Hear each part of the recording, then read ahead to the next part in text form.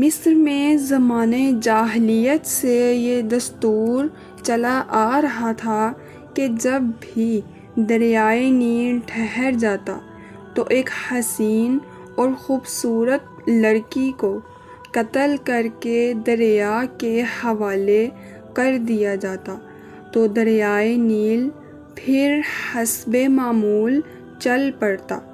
حضرت عمر رضی اللہ عنہ کے دور خلافت میں جب مصر فتح ہوا اور حضرت عمرو بن العاص رضی اللہ علیہ وہاں کے گورنر مقرر ہوئے تو اس وقت بھی حسب معمول دریائے نیل کی روانی ختم ہو گئی اور وہ ٹھہر گیا۔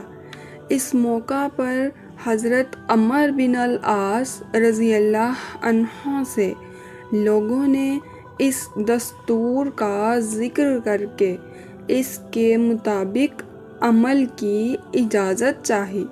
حضرت عمرو بن العاص رضی اللہ عنہ نے فرمایا کہ یہ جاہلیت کی رسم ہے، ہم ایسا نہیں کریں گے، البتہ امیر المؤمنین حضرت عمر رضی اللہ عنہ سے میں مشورہ کروں گا۔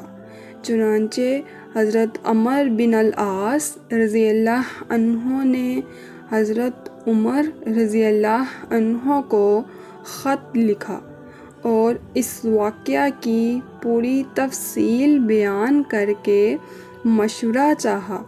امیر المؤمنین حضرت عمر رضی اللہ عنہ نے اس کے جواب میں دریائے نیل کے نام ایک چٹھی روانہ فرمائی اور حضرت عمرو بن العاص رضی اللہ عنہ کو لکھا کہ وہ چٹھی دریائے نیل میں ڈال دیں۔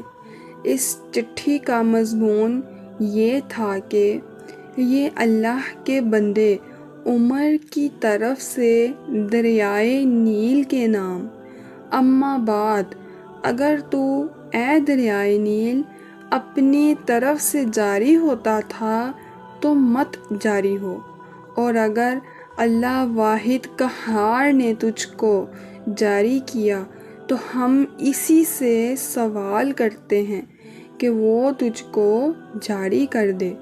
حضرت عمرو بن العاص رضی اللہ عنہ نے یہ چٹھی دریائے نیل میں ڈال دی۔